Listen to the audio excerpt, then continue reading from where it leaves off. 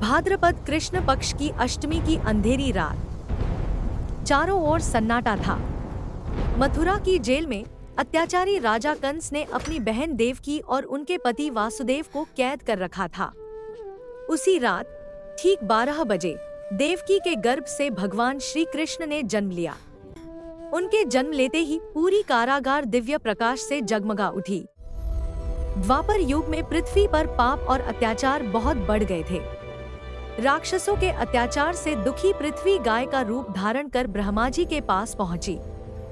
तब ब्रह्मा जी सभी देवताओं को साथ लेकर क्षीर सागर गए और भगवान विष्णु से प्रार्थना की। भगवान विष्णु ने कहा, मैं पृथ्वी का भार कम करने के लिए वासुदेव और देवकी के यहाँ जन्म लूंगा।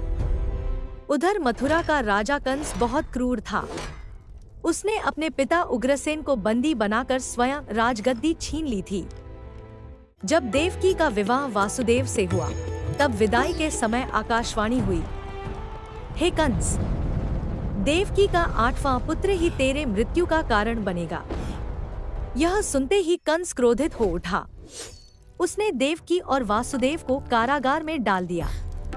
एक एक करके उसने देवकी की 7 संतानों को निर्दयता से मार डाला। फिर वह पवित्र रात आई। रोहिणी नक्षत्र में भगवान श्री कृष्ण ने जन्म लिया। जन्म लेते ही उन्होंने अपने चतुर्भुज रूप में दर्शन दिए और वासुदेव से कहा, मुझे गोकुल में नंद बाबा के घर पहुंचा दो और वहां जन्मी कन्या को यहाँ ले आओ। तुरंत चमत्कार हुआ। जेल के दरवाजे अपने आप खुल गए। पहरेदार गहरी नींद में सो गए और वासुदेव की हथकड़ियां टूट गईं। वासुदेव जी श्री कृष्ण को सूप में रखकर यमुना नदी पार करने निकले। तेज बारिश हो रही थी, लेकिन शेषनाग ने अपने फनों से बालक कृष्ण की रक्षा की। यमुना जी ने भी भगवान के चरण स्पर्श किए और शांत हो गई। गोकुल पहुंचकर वासुदेव ने बालक कृष्ण को यशोदा माता के पास सुला दिया और वहां जन्मी कन्या को लेकर वापस कारागार लौट आए। जब कंस ने उस कन्या को मारना चाहा, तो वह उसके हाथों से छूटकर आकाश में उड़ गई और देवी का रूप धारण कर बोली, हे कंस, तेरा काल जन्म ले चुका है। वह गोकुल पहुंच चुका है। यह सुनकर कंस भय से कांप उठा।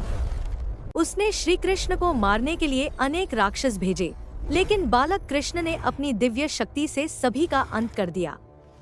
बड़े होकर श्री कृष्ण ने कंस का वध किया और उग्रसेन को फिर से मथुरा का राजा बनाया। तभी से श्री कृष्ण जन्माष्टमी का पावन पर्व पूरे देश में श्रद्धा और भक्ति के साथ मनाया जाता है।